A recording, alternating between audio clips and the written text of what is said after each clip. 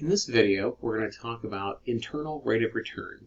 Internal rate of return is another way to evaluate a project, whether or not you should be making an investment. So when we calculate the internal rate of return, this is going to be the minimum yield rate of the investment that would give us a non-negative net present value. So you would set the net present value equal to 0 and solve for the rate of return.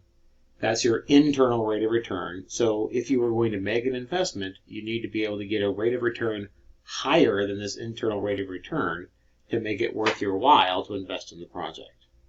So let's look at a specific example. We've got a nominal interest rate of I, convertible semi-annually. We're going to make an investment of $1,000 now and $1,400 in 1 year. And this investment should return to us $3,000 at the end of year 2. And let's calculate the internal rate of return. So again, like I mentioned before, the internal rate of return is a rate that yields a net present value of 0. So we've got these three cash flows in our time diagram. We've got a negative 1,000 and a negative 1,400 at times 0 and 1 respectively because those are outflows. The 3,000 is positive because that's an inflow. We want to set the present value of these, the net present value of these, equal to 0 and solve for the interest rate.